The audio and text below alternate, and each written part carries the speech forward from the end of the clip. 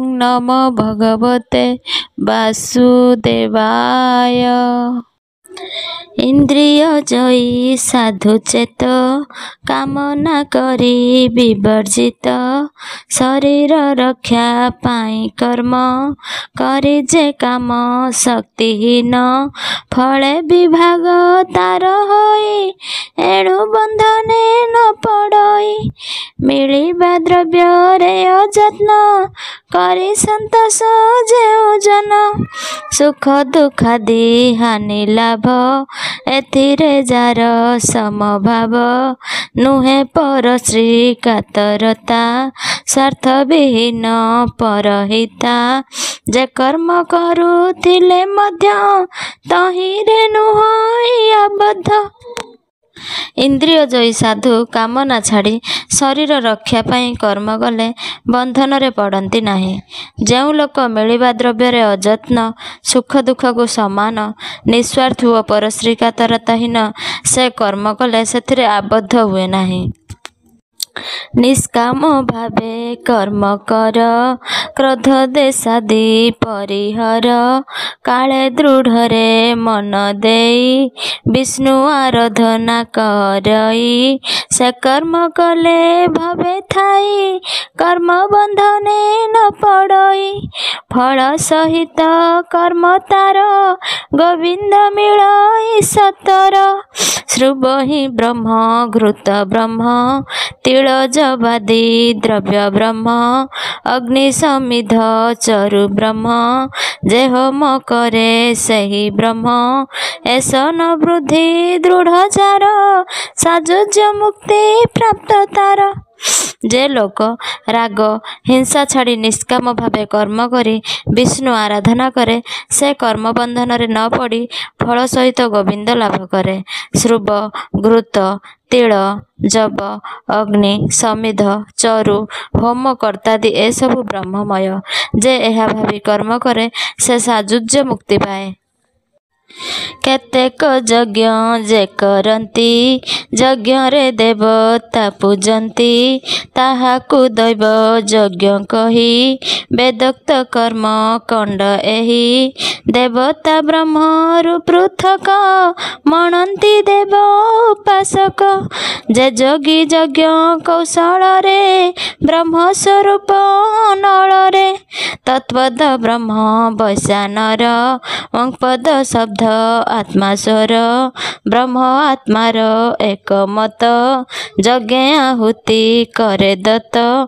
केतेक कर्मयोगी यज्ञ रे देवता मानंकु पूजा करती केतेक ज्ञानी योगी ब्रह्माग्नि रे ब्रह्म ध्यान रे यज्ञादि करी ब्रह्म स्वरूपी भगवान को आहुति दियंती।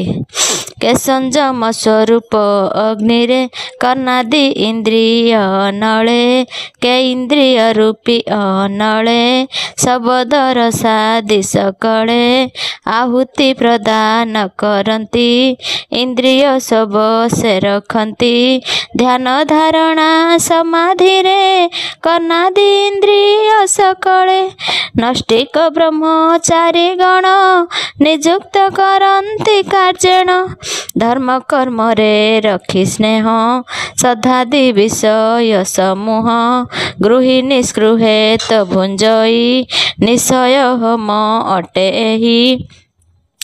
कही कही चक्षु कर्णादि इंद्रिय मानंकु विरोध करी सबसरे रखी कौतूहल भावरे धर्म कर्म रे स्नेह रखी यज्ञ करती एही प्रकार विषय यज्ञ होम को गृही भोग करे।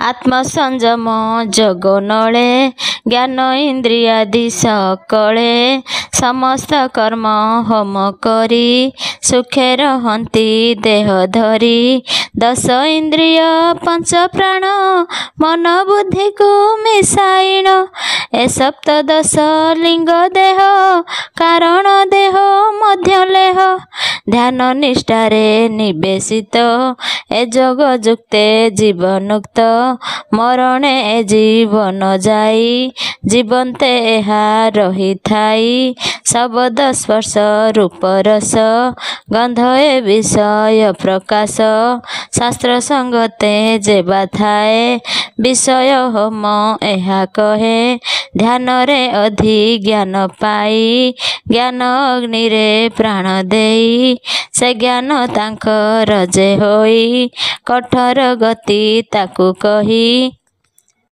କେତେକ ଧ୍ୟାନନିଷ୍ଠ ଯୋଗୀ ଜ୍ଞାନ ଓ ଆତ୍ମସଂଯମ ହୋମାଦି ଦ୍ୱାରା ଇନ୍ଦ୍ରିୟଗଣର କାର୍ଯ୍ୟ ସମୂହ ଓ ପ୍ରାଣାଦିର ସମସ୍ତ କର୍ମକୁ ଆହୁତି କରନ୍ତି। କେ ଦ୍ରବ୍ୟ ତ୍ୟାଗ ଯଜ୍ଞ କରେ କେ ତପ ରୂପ ଯଜ୍ଞ କରେ କେ ଯୋଗ ରୂପ ଯଜ୍ଞ କରେ କେହୁ ରୂପାଦି ଯଜ୍ଞ କରେ ଦେବାର୍ଥ ଯଜ୍ଞ କେହୁ କରେ ଦୃଢ଼ ବ୍ରତ ଯଜ୍ଞ କେ କରେ ଖୋଳେ କୂପ ବାମ୍ଫି ପୋଖରୀ ମନ୍ଦିର ପାନ୍ଥଶାଳା କରି ଅତିଥି ପୂଜା ଜଳ ଛତ୍ର ଦାନାଦି ଦ୍ରବ୍ୟ ତ୍ୟାଗ ମନ୍ତ୍ର ଯାକୁଳ ବିଧି ଯାହା ଥାଇ ସମାଜରେ ତାହା କରଇ ସନ୍ଧ୍ୟା ବନ୍ଦନା ଉପବାସ ଯେ ଯଜ୍ଞ ଦଶ ପୌର୍ଣ୍ଣମାସ ତିତିକ୍ଷା ଚାନ୍ଦ୍ରାୟଣ ବ୍ରତ ତପ ଯଜ୍ଞ ଏହି ବିଦିତ ତପସ୍ୟା ଯୋଗ ବେଦଭ୍ୟାସ ଏ ଆଦି ଯେ ଯଜ୍ଞ ବିଶେଷ। କେତେକ ଧନ ଦାନକୁ ଯଜ୍ଞ କେତେକ କୁଚ୍ଛାଦି ବ୍ରତମାନଙ୍କୁ ଯଜ୍ଞ କେତେକ ଚିତ୍ତ ନିରୋଧ ସମାଧି କି ଯଜ୍ଞ କେତେକ ଦୃଢ଼ ଭାବରେ ବେଦ ଅଧ୍ୟୟନ ଓ ଅର୍ଥ ଜ୍ଞାନକୁ ଯଜ୍ଞ ଏପରି ଭାବେ ଦ୍ରବ୍ୟ ତ୍ୟାଗ ତପସ୍ୟା ଯୋଗ ବେଦାଭ୍ୟାସ ଆତ୍ମସଂଯମ ନିଷ୍ଠା ପର ଶୌଚ ବିଧାନ ଯେ ପ୍ରକାର ଆହାର ବିହାର ପୂଜନ ଏ ଆଦି ଯେତେ ବିଧିମାନ ଯମ ନିୟମ ଆଦି ପଥେ ଚଳେ ଅଷ୍ଟାଙ୍ଗ ଯୋଗ ନୀତି ସର୍ବଦା ସମାଧିରେ ଥାନ୍ତି ଯୋଗ ଯଜ୍ଞ ଏହା କହନ୍ତି। ବ୍ରହ୍ମଚର୍ଯ୍ୟ ଜି ଗୁରୁ ସେବା ବେଦ ପଠନ ଯେ ସର୍ବଦା ବେଦ ଯଜ୍ଞ ଏହାକୁ କହି ପୁଣି ସେ ବେଦ ଅର୍ଥେ ସେହି ବେଦ ବିହିତ କର୍ମମାନ କରେ ବେଦାର୍ଥ ଯଜମାନ ତୀର୍ଥେ ପଶୁ ବଧ ନ କରି ବିବାହେ ମିଥ୍ୟା ନ ଉଚାରି ପୂର୍ବ କାଳେ ସର୍ବଦେଶରେ ସର୍ବାବଶ୍ୟକ ଜମାଦିରେ ଶାସ୍ତ୍ର ବିଧିରେ ଯା କରନ୍ତି ଦୃଢ଼ ଯଜ୍ଞ ତାକୁ କହନ୍ତି। ବେଦାର୍ଥ ଯତ୍ନଶୀଳ ଓ ଦୃଢ଼ ବ୍ରତାଦି ଯଜ୍ଞ କରନ୍ତି। ପ୍ରାଣବାୟୁର ନାମ ଶ୍ୱାସ ଅପାନ ବାୟୁଟି ପ୍ରଶ୍ୱାସ ଇଡ଼ା ପିଙ୍ଗଳା ସୁଷୁମ୍ନାରେ ଏହି ବାୟୁ ଯେ ଗତି କରେ ବାମ ନାସାଇଡ଼ ନାଡ଼ିରେ ନିଶ୍ୱାସକୁ ଯେ ଟାଣି ଧରେ ପୁରକ ତାହାକୁ ବୋଲନ୍ତି ରୁନ୍ଦିଲେ କୁମ୍ଭକ କହନ୍ତି ରେଚକ ପ୍ରଶ୍ୱାସ ତେଜିଲେ ପ୍ରାଣାୟାମ ତାହା ସାଧିଲେ ବେନି ପ୍ରକାର ପ୍ରାଣାୟାମ ସଗର୍ଭ ଅଗର୍ଭତା ନାମ ପ୍ରାଣାୟାମରେ ସ୍ନେହୀ କେହି ଅପାନେ ପ୍ରାଣକୁ ରଖଇ ଗତିରୋଧକୁ ମିଶାଇଣ ଆହୁତି ନାମ ସେ ପ୍ରମାଣ ସେପରି ଅପାନେ କରଇ ଆହୁତି ପ୍ରାଣରେ ଦିଅଇ ଅଜପା ମନ୍ତ୍ରେ ଜୀବ ବ୍ରହ୍ମ କରନ୍ତି ଏକତ୍ର ସଙ୍ଗମ କେହି ଅପାନ ବାୟୁରେ ପ୍ରାଣବାୟୁକୁ ଆହୁତି ଦିଅନ୍ତି କେହି ପ୍ରାଣ ଅପାନ ବନ୍ଦ କରି ଅପାନକୁ ହୋମ କରନ୍ତି ଏହି ପ୍ରକାର ପ୍ରାଣାୟାମ କହନ୍ତି। ଅର୍ଦ୍ଧ ଭୋଜନ ଅନ୍ନ କର ଏକାଂଶ ଜଳେ ପୂର୍ଣ୍ଣ କର ଏକାଂଶ ଶୂନ୍ୟ ରଖିଥାଇ ମିତ ଆହାରି ସେ ଅଟଇ ଏପରି ବ୍ୟକ୍ତି କୁମ୍ଭ କରେ ପ୍ରାଣରେ ପ୍ରାଣ ହୋମ କରେ ପ୍ରାଣ ବାତେ ଇନ୍ଦ୍ରିୟ ନାଶ ଏପରି ଯଜ୍ଞ ଯେ ଦ୍ୱାଦଶ ଯାହାର ଯହିଁ ଶ୍ରଦ୍ଧା ହୋଇ ତାକରି ନିଷ୍ପାସ ସେ ହୋଇ ଯଜ୍ଞ କରି ଭୁଞ୍ଜେ ସେ ସାନ ଲଭଇ ବ୍ରହ୍ମ ସନାତନ ଯଜ୍ଞ ନ କରି ଯେ ଭୁଞ୍ଜଇ ଉଭୟ ଲୋକେ ସୁଖ ନାହିଁ। କେତେକ ପରିମିତ ଆହାର ଦ୍ୱାରା ନିଜେ ଜୀର୍ଣ୍ଣ ଓ ଇନ୍ଦ୍ରିୟ ବୃତ୍ତିକୁ ହୋମ କହନ୍ତି। ଏପରି କରି ନିଷ୍ପାପ ହୁଅନ୍ତି। ଯଜ୍ଞ କରି ଶେଷାନ୍ନ ଭୁଞ୍ଜିଲେ ବ୍ରହ୍ମ ସନାତନ ପାଏ। ଯଜ୍ଞ ନ କରି ଭୁଞ୍ଜିଲେ ଉଭୟ ଲୋକରେ ସୁଖ ପାଏ ନାହିଁ। ଶାନ୍ତି ସୌତ୍ରିକ ଅଶ୍ୱମେଧ ପୁତ୍ରେଷ୍ଟି ସର୍ବ ସିଦ୍ଧ ଜାଗ ଏପରି ଅସଂଖ୍ୟ ନାମରେ ବର୍ଣ୍ଣିତ ହୋଇଛି ବେଦରେ। ଯଜ୍ଞ ଅଛଇ ନାନା ମତେ ବେଦ ବନଇ ଯା ପ୍ରଶସ୍ତେ ଏ ସର୍ବ କର୍ମରୁ ସମ୍ଭୂତ ଯେ ଏହା ଜାଣେ ହୁଏ ମୁକ୍ତ। କାୟା ମାନସ ବଚନର କର୍ମରୁ ଉଦ୍ଭବ ତାଙ୍କର ଆତ୍ମା ଅକର୍ମ ଭାବେ ଥାଇ ସେ କିଛି ଯଜ୍ଞ କରେ ନାହିଁ। ଏ ଭାବେ ଦୃଢ଼ ଯା ବିଶ୍ୱାସ ନାଶେ ସେ କର୍ମ ବନ୍ଧ ଫାସ। ବେଦରେ ନାନା ପ୍ରକାର ଯଜ୍ଞ ଅଛି।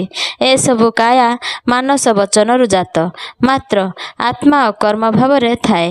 ସେ କିଛି ଯଜ୍ଞ କରେ ନାହିଁ। ଯାହାର ଏ ବିଶ୍ୱାସ ଅଛି ସେ କର୍ମବନ୍ଧନକୁ ନାଶ କରେ। ସିଂହର ଶବ୍ଦ ଯେବେ ଶୁଣେ ଅନ୍ୟ ଶବଦ ତୁଚ୍ଛ ମଣେ ଅସଂଖ୍ୟ ତାହାଙ୍କର ଜ୍ୟୋତି ଚନ୍ଦ୍ର ଏକାକୀ ଯେ ନାଶନ୍ତି ସେପରି ସର୍ବ କର୍ମମାନ ନିରସ୍ତ ହନ୍ତି ହେଲେ ଜ୍ଞାନ। ଯେ ଅଟେ ଦ୍ରବ୍ୟମୟ ଯଜ୍ଞ ତହିଁରୁ ଶ୍ରେଷ୍ଠ ଜ୍ଞାନ ଯଜ୍ଞ। ସେ ତତ୍ତ୍ୱଜ୍ଞାନୀ ଦର୍ଶୀ ଜ୍ଞାନୀ ତାଙ୍କ ପାଶେ କରି ଦଇନି ପ୍ରଣତ ସେବା ଭୃତ୍ୟ ଭାବେ ବହୁବିଧ ପ୍ରଶ୍ନ ପ୍ରସ୍ତାବେ ସେବିଲେ ହୋଇବେ ସନ୍ତୁଷ୍ଟ କହିବେ ବହୁ ଜ୍ଞାନ ବାଟ। ହେ ପରନ୍ତପ ଦ୍ରବ୍ୟଯୁକ୍ତ ଯଜ୍ଞଠାରୁ ଜ୍ଞାନ ଯଜ୍ଞ ଶ୍ରେଷ୍ଠ ଅଟେ। ଜ୍ଞାନରେ ହିଁ ସମସ୍ତ କର୍ମ ଶେଷ ହୁଏ। ଯେଉଁମାନେ ତତ୍ତ୍ୱଦର୍ଶୀ ସେହିମାନେ ଉପଯୁକ୍ତ ଗୁରୁ। ସେମାନଙ୍କୁ ସେବା କଲେ ସେମାନେ ସତ୍ ଉପଦେଶ ଦିଅନ୍ତି। ପାଇଣ ତୁହି ଉପଦେଶ ମୋହ ଛାଡ଼ିବୁ ବୀରଈଶ ସେ ଜ୍ଞାନ ବଳେ ଜ୍ଞାନ ମାର୍ଗେ ସର୍ବ ଆତ୍ମାକୁ ସମଭାବେ ମୋହ ସଙ୍ଗେ ନିଜ ଆତ୍ମାକୁ ଦେଖିଲେ ଲଭିବ ମୁକ୍ତିକୁ। ସମସ୍ତ ପାପ ଠାରୁ ଯେବେ ଅଧିକ ପାପୀ ହେଉ ଭବେ ଏ ଜ୍ଞାନ ତରଣୀର ବଳେ ସର୍ବ ପାପୁ ତରିବୁ ହେଳେ। ଯେଉଁ ଜ୍ଞାନ ଜାଣିଲେ ମୋହ ତ୍ୟାଗ କରି ସମସ୍ତ ପ୍ରାଣୀଙ୍କୁ ନିଜ ଆତ୍ମାରେ ଦେଖିବ ଓ ମୋଠାରେ ମଧ୍ୟ ଦେଖିବ ସେ ମୁକ୍ତି ପାଏ। ଯଦି ପାପୀମାନଙ୍କର ତୁମ୍ଭେ ଅଗ୍ରଣୀ ହୋଇଥାଅ ତେବେ ଜ୍ଞାନ ଦ୍ୱାରା ଈଶ୍ୱର ଚିନ୍ତା ଈଶ୍ୱର ପ୍ରେମ ଈଶ୍ୱର ଭକ୍ତି କରି ପାପନାଶୀ ମୁକ୍ତ ହେବ। କଞ୍ଚା ଶୁଖିଲା ଯେତେ କାଷ୍ଠ ଜ୍ୱଳନ୍ତ ଅଗ୍ନିରେ ବି ନଷ୍ଟ ସେପରି ଜ୍ଞାନ ଅଗ୍ନି ବଳେ ସମସ୍ତ ପାପ ଦହେ ହେଳେ। ପ୍ରାରବ୍ଧ ସଞ୍ଚିତକୁ ଘେନି କ୍ରିୟମ୍ରାଣ ଏ କର୍ମ ତିନି କାଳରେ ଶେଷ ଦୁଇ ନାଶ ପ୍ରାରବ୍ଧ ଭୋଗଇ ମନୁଷ୍ୟ। ତପଯଜ୍ଞାଦି ଯେତେ ଯଜ୍ଞ ତାଠାରୁ ଶ୍ରେଷ୍ଠ ଜ୍ଞାନ ଯଜ୍ଞ। ଅନ୍ୟ ଯଜ୍ଞରେ ପାପ ଯାଏ ମାତ୍ର ତା ବୀଜ ରହିଥାଏ। ଆତ୍ମା ବିଶୁଦ୍ଧ ହେବା ଲାଗି କର୍ମରେ ହୁଅ ଅନୁରାଗୀ। ଜ୍ଞାନ ସମାନରେ ପବିତ୍ର ପଦାର୍ଥ ନାହିଁ ଏ ଜଗତ। କର୍ମ ଯୋଗରେ ଯୋଗୀ ହେଲେ ସେ ଜ୍ଞାନ ଲଭିବୁ ତୁ ହେଳେ। ଅଗ୍ନିରେ କାଠ ପଡ଼ି ପାଉଁଶ ହେଲା ପରି ଜ୍ଞାନାଗ୍ନିରେ ସମସ୍ତ ପ୍ରକାର ପାପ ଭସ୍ମ ହୋଇଥାଏ। ଜ୍ଞାନଠାରୁ ବଳି ପଦାର୍ଥ ଆଉ କିଛି ନାହିଁ। ତୁମ୍ଭେ କର୍ମଯୋଗୀ ହେଲେ ମଧ୍ୟ ସେହି ପବିତ୍ର ଜ୍ଞାନକୁ ପାଇପାରିବ।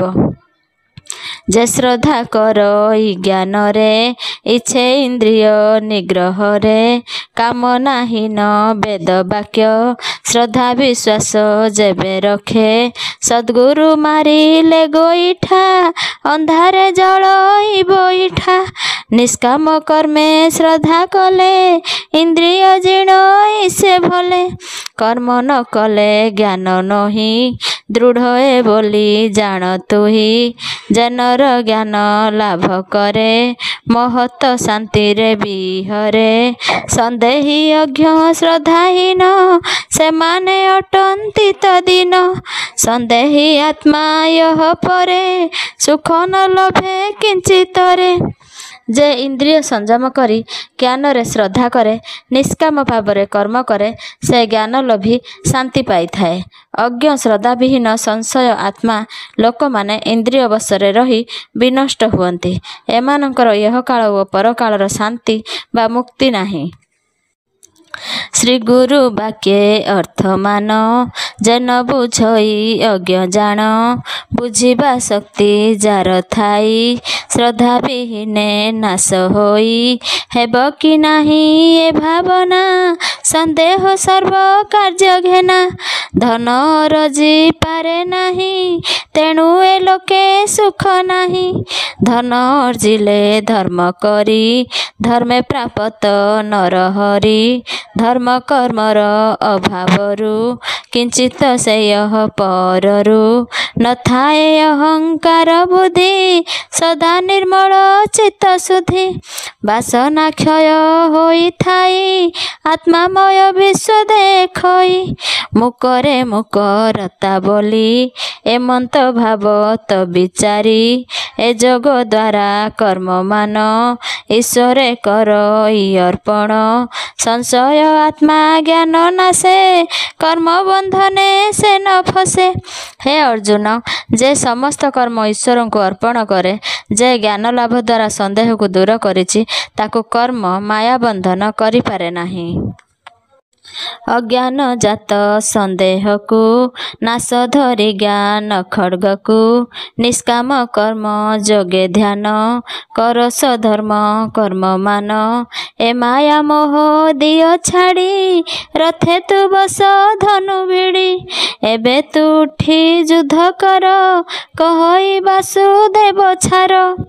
तेणु हे अर्जुन अहं बुद्धि को छाड़ी मनरु समस्त अविवेकी संदेह को ज्ञान रूप अग्नि रे विनाश करी निष्काम भावरे कर्म जोगर आश्रय नहीं युद्ध को अग्रसर हुआ। इति श्रीमद् भारते श्रीमद् भगवद गीता उपनिषत्सु ब्रह्म विद्यायां योगशास्त्रे श्रीकृष्णार्जुन संवादे ज्ञान जोग नाम चतुर्थ अध्याय।